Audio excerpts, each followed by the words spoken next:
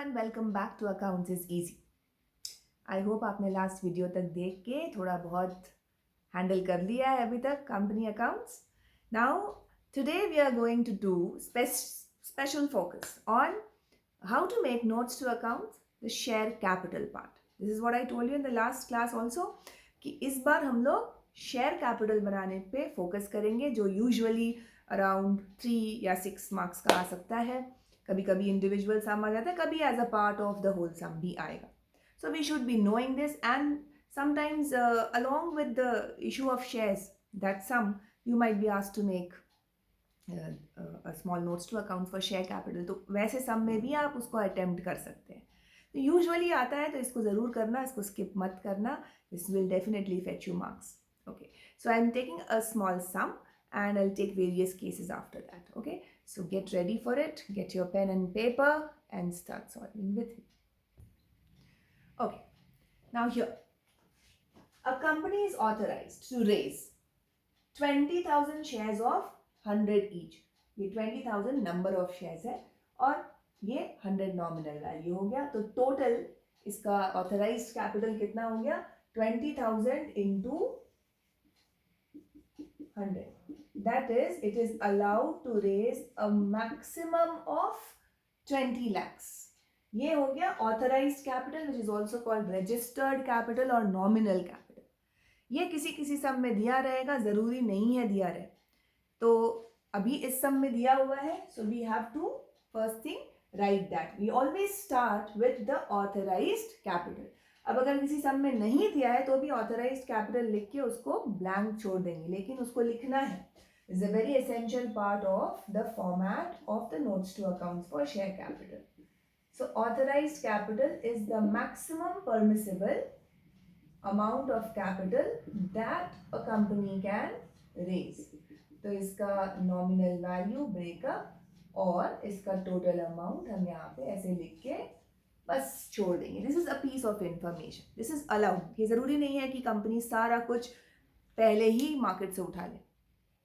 It is allowed to take 20 lakhs. Fine, this is what is authorised capital. So you have written that this is how we have to show everywhere. अगर नहीं दिया तो क्या करेंगे? इसको dash कर देंगे, डैश शेयर्स ऑफ 100 ईच या 10 ईच, जो भी नॉमिनल वैल्यू है वो लिख के इधर क्रॉस क्रॉस करके छोड़ दें बस।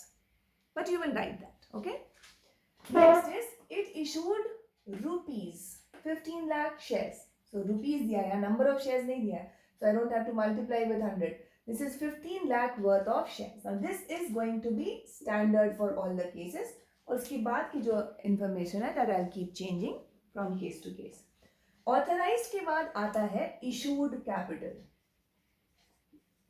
Issued मतलब how much the company has offered to the public to subscribe. Alright? यहाँ पर 20 lakhs निकाल सकता था कंपनी पब्लिक से, अभी भी और 5 लाख निकाल सकता है because it's offered 15 lakh worth of shares.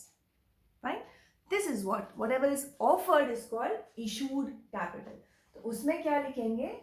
15,000 shares of rupees 100 each and that is 15 lakhs. Done? Issued capital में ये इंफॉर्मेशन देना है कि कितना ऑफर किया. Now I will quickly remind you, the company might offer some number of shares. जरूरी नहीं है कि सारा शेयर सब्सक्राइब कर ले पब्लिक. सो अगर in this case we assume कि 15 लाख इशू किया, पूरा 15 लाख सब्सक्राइब हो गया, that means fully subscribed. But it can be over subscribe और अंडर सब्सक्राइब्ड. ओवर मतलब 15 लाख से ज्यादा भी ऑफर मतलब सब्सक्राइब कर सकती है public. It can demand because company का शेयर डिमांड में है. अंडर सब्सक्रिप्शन भी हो सकता है कि because less number of investors are investing in your company और इंटरेस्टेड इन इन्वेस्टिंग, तो 15 लाख से कम भी मिल सकता है. That is called under subscription. Okay, so we will take all these cases. For now case 1 says public subscribe to all shares issued, all amounts due were received. मतलब पूरा 100 rupees nominal value जो है वो पूरा company को पूरे shares पे मिल गया. पूरे कितने? 15,000 shares. That means now we come to the third part, which is called subscribed capital. How much the public has purchased. Public को इशू किया मैंने 15 लाख और 15 लाख मुझे मिल भी गया. So here in this case, issued and subscribed capital is the same.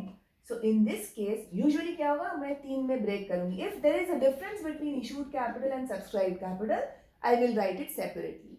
In this case, it's the same.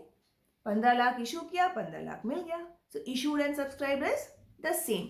So I can save my time, and instead of writing it here अलग से, I will write here issued and subscribed. This is it. Your share capital notes will end here. कितना पैसा आया मेरे पास? 15. तो अब इससे balance sheet में कितना जाएगा? 15 लाख. ये अमाउंट जाएगा बैलेंस शीट में अगेंस्ट शेयर कैपिटल. पहला नंबर शेयर होल्डर्स फंड. समझ गए? It's this simple. Okay? And this is the simplest. Let's start more. Now I'll give you case 2. Okay. Case 2. थोड़ा सा चेंज किया मैंने, ज़्यादा नहीं. Public subscribe to 14,000 shares. Issue कितना किया मैंने? Issued capital is how much? 15,000 shares of 100 each, 15 lakhs. Public subscribed for only 14,000 shares and all amount due by receipt. तो 14,000 अगर मुझे शेयर सब्सक्राइब किए तो पैसा भी उसी हिसाब से मिलेगा ना. 14 lakhs, 15 lakhs तो नहीं मिलेगा. Now we will have to show here. तो कितना मिलेगा मुझे? मुझे मिलेगा 14,000 शेयर्स पे 100 each, फुल्ली रिसीव्ड है ना. तो 14,000 into 100, 14 lakhs मिलेगा. Now that will be different from issued capital. So subscribed capital मुझे अब अलग से लिखना पड़ेगा. I have to show it separately now. So 15,000 shares issued, but 14,000 shares of rupees 100 each. That is 14 lakhs is the subscribed capital. मुझे public से कितना मिला? 14 lakhs. तो वही है मेरे पास. ठीक है. So now this amount will go to the balance sheet, not this, neither this. Now authorized तो खैर कभी भी नहीं जाएगा unless it is the entire amount is issued है और subscribed है, because now they are different. Fine. Okay. Case 3. Okay. Here initial part is same again. Case 3. Public subscribed for 16,000 shares. 16,000, more than what I have issued for. Right? Public interested है और 16,000 मेरे पास applications आ गए. तो क्या करें? 16,000 subscribe है तो issue कर किया तो नहीं है मैंने, तो क्या अलॉट कर सकते हैं? नहीं कर सकते. प्रो राटा अलॉटमेंट यहाँ पर यूज किया गया है. Allotment was made on pro rata basis, meaning proportionate basis. किसी ने कुछ number of shares issue subscribe किए हैं या खरीदने का इंटरेस्ट दिखाया है, तो उसको मैंने थोड़ा कम दे दिया, तो सबको एडजस्ट कर देते हैं. तुम्हें अभी प्रो राटा तो नहीं सीखना है. अभी फिलहाल इतना समझ लो कि जितना भी एक्सेस आया मेरे पास पैसा एप्लीकेशन के टाइम में, उसको मैंने कैसे भी एडजस्ट कर दिया नेक्स्ट इंस्टॉलमेंट में, और सारे एप्लीकेशंस को मैंने अलॉट कर दिया shares. Right.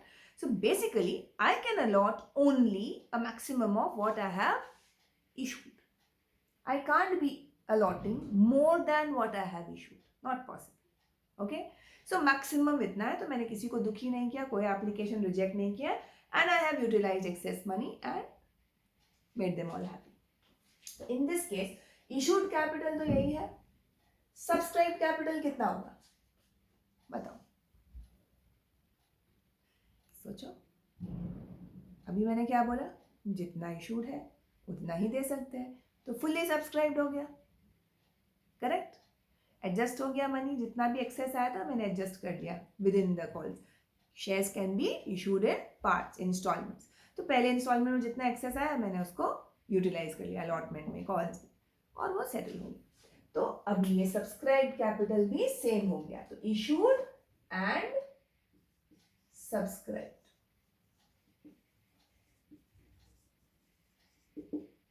Done. All right. So oversubscription may be the maximum that I can allot is the amount issued. Okay. Now case 4. तो केस 4 क्या बोल रहा है? Public subscribe for 15,000 shares. Okay, जितना इशू किया उतना ही सब्सक्राइब किया, number of shares, and the company has called for 80 per share. अभी कॉल्ड सुन, इशूड ऑथराइज समझ में आया, इशूड समझ में आया, सब्सक्राइब समझ में आया. कॉल्ड अप वैल्यू क्या है? कॉल्ड अप वैल्यू ये है कि जितना भी 100 रुपीज है ना, टोटल 100 कंपनी ले सकती है शेयर होल्डर से, बिकॉज उसका नॉमिनल वैल्यू उतना है. लेकिन जरूरी नहीं है कि कंपनी पूरा 100 रुपये एक साथ देने को. It's not necessary. It can call in parts, as you just said, right? It can call in parts. और अभी तक कितना पे करने बोला है वो है कॉल्ड अप वैल्यू. कितना कंपनी ने बोला है पे करने, how much is being asked to pay, that is called up value. So called up is 80 per share. सिर्फ 80 रुपीज तक ही देना है. तो अब देखते हैं. ऑफकोर्स ऑथराइज कैपिटल वही है, इशूड कैपिटल भी मेरा 15,000 के हिसाब से 15 लाख है. सब्सक्राइब का क्या करें? नंबर ऑफ शेयर सब्सक्राइब तो वही है, लेकिन क्या पूरा 15 लाख मुझे मिला है?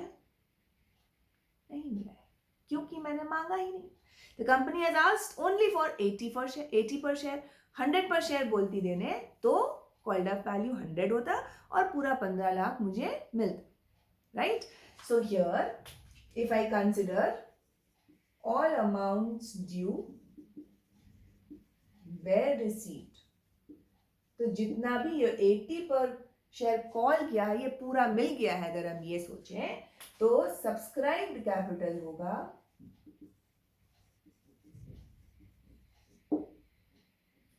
अब हम आते हैं, इसका थोड़ा ब्रेकअप होता है. ठीक है, अभी तक इन तीनों केसेस में नहीं चाहिए था, बिकॉज पूरा 100 का बात कर रहे थे हम. Here we are talking about subscribed capital. इसमें 2 सब पार्ट्स हैं, सब्सक्राइब्ड एंड फुल्ली पेड, और होता है subscribed but not fully paid. बहुत ध्यान से सुनो. 2 कैटेगरी है. सब्सक्राइब तो है, मतलब okay, we have shareholders. कितने? 15,000 के हमने इशू किए थे और 15,000 का सब्सक्रिप्शन है. तो 15,000 लोग हैं मेरे पास जिनके पास शेयर्स हैं, या 15,000 शेयर्स के होल्डर्स हैं, ये समझ. लेकिन उन्होंने क्या पूरा पैसा दिया है? अगर दे दिया है तो वो किस कैटेगरी में आएंगे? Subscribed and fully paid. पूरा पैसा दे दिया है, मतलब पहली बात, पहला रिक्विजिट तो ये है कि पूरा पैसा मांगा क्या कंपनी ने? नहीं मांगा. तो in this case, in this sum, there can not be anything under this category. Subscribed and fully paid का कोई सवाल ही नहीं है, क्योंकि सिर्फ 80 पर शेयर कंपनी ने देने बोला है. तो ऑब्वियस सी बात है, तो मेरे पास कुछ है ही नहीं जो 100 पर शेयर हो. ऐसा कोई शेयर ही नहीं जिसपे 100 पर शेयर मिला है. So, बाकी लेकिन calls in arrears कुछ नहीं है. All amounts due were received. What is calls in arrears, by the way? Discuss किया है ना हमने. Calls in arrears वो पैसा होता है जो अभी तक कंपनी ने मांगा है लेकिन शेयर होल्डर ने नहीं दिया. So it is calls in arrears, मतलब अभी मिलेगा, मिल जाएगा, लेकिन फिलहाल नहीं मिला है. Okay? So that is going to be received by the company. Alright. So calls in arrears, if at all there is there, that means ये amount fully due receive नहीं लिखा रहेगा. That means calls in arrears तो नहीं, जितना company ने मांगा है उतना पैसा आ गया. There are no calls in arrears. Okay. So the second thing is when we use this is subscribed but not fully paid. एक तो जब कंपनी ने बोला ही नहीं है पूरा पे करने, तो भी ये subscribed and fully paid नहीं है. और जब किसी में कॉल्स इन अरियर्स होगा तो भी वो इसी कैटेगरी में आएगा, subscribe but not fully paid, because company ने तो बोला देने but we have not received. Alright. So पैसा कितना एक्चुअली मिला है मुझे शेयर कैपिटल के लिए, वही दिखाना है मुझे notes to accounts. Alright. How much have we got it and how much we have invested in the business. So in this particular sum there are no shares which can come under fully paid category. तो इसको छोड़ देंगे, इसको कुछ लिखेंगे नहीं, हम सीधा क्या लिखेंगे? Subscribed but not fully paid under subscribed capital. Okay, so I'm removing this. Subscribed capital के अंदर I will write subscribed but not fully paid. How many shares do I have? 15,000 shares of 100 each. And उसमें लिखेंगे ₹80 per share called. Shares है ₹100 का ही, लेकिन call कितना किया है 80%. ये पूरा डिटेल यहाँ पे रहेगा. तो क्या करें यहाँ अमाउंट कैसे कितना आएगा 15,000 into 80 not 100, so that is 12 lakhs. तो मेरा सब्सक्राइब्ड कैपिटल है 12 lakhs. Clear? Next case. Okay, तो अभी कॉल्स इन अरियर्स पे आ जाते हैं. Let's take one sum where we have calls in arrears. Okay, authorized and issued are the same. All shares were duly subscribed. Company fully called up shares. All sums due were received except the final call of 20 per share on 1,000 shares. Okay, now shares are fully called up. Fully called up. That means one criteria is done कि मैंने call तो कर लिया पूरा. अब अगर पूरा मिल जाए तो subscribed and fully paid up हो जाएगा. लेकिन अगर उसमें से कुछ नहीं मिला है तो वो part of shares, those number of shares on which we haven't received the calls, final call, that will have calls in arrears. That will come under subscribed but not fully paid. Okay, तो यहाँ पर हमारे पास दो categories आते हैं, subscribed and fully paid. Now understand, I have issued 15,000 shares and except on these 1,000 shares on which I have calls in arrears, ये जो बाकी 14,000 shares है, these are fully paid. I had called for 100 and I have received all the sums due. All sums due were received. On these 14,000 shares, these 14,000 shares will come here. 14,000 shares of ₹100 each. Fully called and paid, right? So 14 lakhs. ये तो है ही मेरे पास. Plus, what about on these shares? On these shares, I have received 80 and the final call is set. Final call मतलब last call होता है. वो है 20 rupees का. That I have not received. I have received 80 on these 1,000 shares. I have received 80 per share. So 80,000 मिल गया है मुझे. और कितना नहीं मिला है 1,000 into 20, 20,000 नहीं मिला है. Calls in arrears. Total कितना मिलना था 1 lakh, right? So now I will put that under subscribed but not fully paid. Okay, it is 1,000 shares of ₹100 each, 10,000, sorry, 1 lakh less calls in arrears, 20,000, so 80,000 received. On what shares? Which are subscribed but not fully paid. तो इसमें से 1,000 number of shares डालो जिसपे calls in arrears है and right the total called up value entire 1 lakh. उसमें से जो नहीं मिला उसको माइनस करना है. Calls in arrears you not receive. What have you received? The remaining 80,000. That's how we show it here. So what amount will go to the balance sheet? The total of the subscribed capital. So 14 lakhs and another 80,000. 14 lakh 80,000. Issued is how much? 15 lakhs. Pura 15 lakhs issued. 15 lakhs. I have not received 20, so I have received 14 lakh 80,000. This figure will go to the balance sheet. तो calls in arrears होने से ये करना है, minus कर दो. जो नहीं मिला उसको माइनस कर दो, जो बाकी जो मिला वो आपके पास ऑलरेडी है. Okay, next case. यहां भी कॉल्स इन अरियर्स ले रहे हैं but The twist is here. What's the difference? All shares were duly subscribed. Entire 15 lakhs. Okay. Company called 80 per share only. In the previous one we did fully called. Here I changed it to 80 per share. So company has called only 80 per share. कोई भी shares subscribed and fully paid में तो आएंगे नहीं. Plus the first call of her 10 per share remains unpaid on 1000 shares. मतलब fully call तो नहीं है, but जितना call किया उसमें से भी calls in arrears है, right? So there is now only one category under subscribed capital, which is subscribed but not fully paid. All the 15,000 shares will come here. Okay, there are 1,000 shares on which there are calls in arrears, and there are 14,000 shares on which there are no calls in arrears. But both are not fully paid because 80 per share has been called up. So it is 15,000 shares of rupees 100 each, that is 15 lakhs, less calls in arrears, rupees 10 per share on 1,000 shares,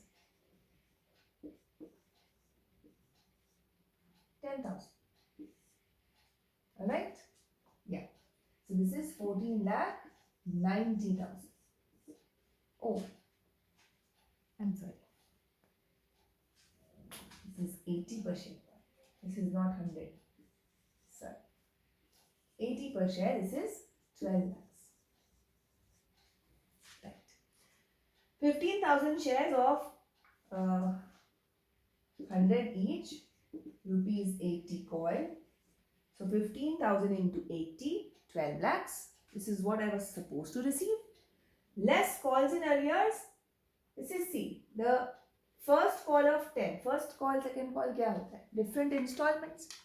80 total called up है. तो मतलब अभी और कुछ बाकी है. Final call तो नहीं हुआ है. तो 20 rupees तो ऐसे ही call नहीं किया है. Out of the 80 that has been called, 10 has not been received on 1,000 shares. So this is what is called in arrears. So ये हो जाएगा 11 lakh 90,000. This is the amount that I'll be showing in the balance sheet. Alright? Clear? तो ये हो गए हमारे 6 cases we have done. Now there are more where we will have forfeiture and things like that. ठीक है, तो उसका मैं एक अलग वीडियो बनाती हूँ so that you can digest well.